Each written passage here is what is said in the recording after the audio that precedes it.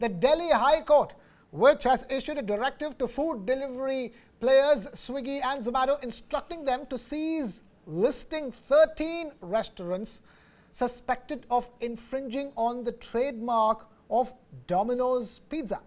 Justice Anish Dayal of the Delhi High Court mandated compliance within a week, urging these platforms to inform the defendant restaurants as needed. And this decision came after Domino's Pizza initiated a lawsuit for trademark infringement. The High Court observed that customers had ordered food under the mistaken belief that the defendant outlets were affiliated with Domino's Pizza.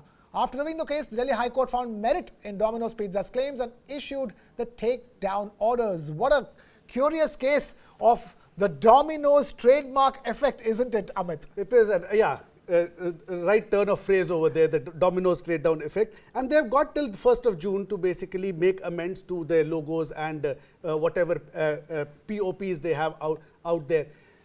I'm not too sure. Of course, it is a piggyback sort of a situation, and Domino's is the biggest brand worldwide in that space.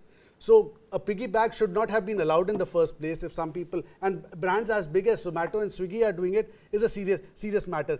It remains to be seen. Are there other brands that will look closely at what Zomato and Swiggy and all these kinds of delivery brands are doing with their logos. But yeah, it is a serious matter to start with, and it's good that the court has taken a very strong decision to take down everything that is there and given them a deadline of 1st of June. Right, and the question here is that you have Zomato and Swiggy being the first ones to be told that you have to stop listing these restaurants because they're clearly infringing on Domino's trademark. One thing is to shut down the restaurants per se, and the other is the fact that how did Zomato and Swiggy allow for these restaurants to be listed in the first place? Yeah, so Zomato and Swiggy, if I understand right, their listing procedure will have to basically go back to. They will have to go back to the drawing board to basically draw down the guidelines of listing restaurants onto their platforms and apps. Probably that is one effect that is going to happen from here on.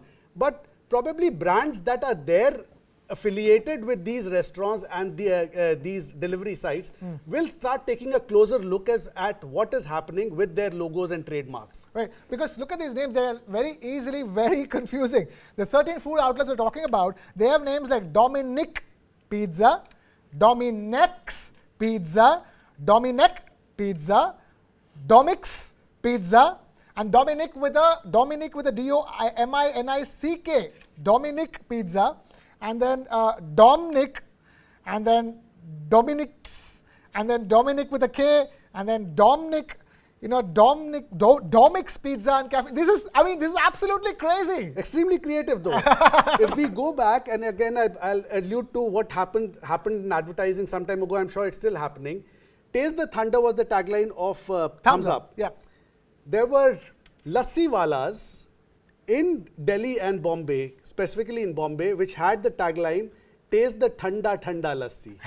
Okay. The typeface was the same, and they would do it, but these guys were just outlets. So it is creative over there. Yeah. But yeah, you can't get so creative on the national platform with brands like Zomato and Swiggy, with a brand like Domino's. That would hurt them. Yeah, and at least in that case, it was a matter of a tagline. This is the name of the restaurant per se, and I'm surprised that so many people did not notice the fact that because Domino's Pizza has been existing in the market for so long. It is a very clear branding. It has that logo, blue and red, and Domino's Pizza, and yet these are the kind of names that can be extremely misleading for people to order in. I just wonder how many other brands are going through the same thing. And Domino's is a global giant. It is zeroed in upon a very specific problem and had taken the matters to court. But I am sure this is happening with other chains as well.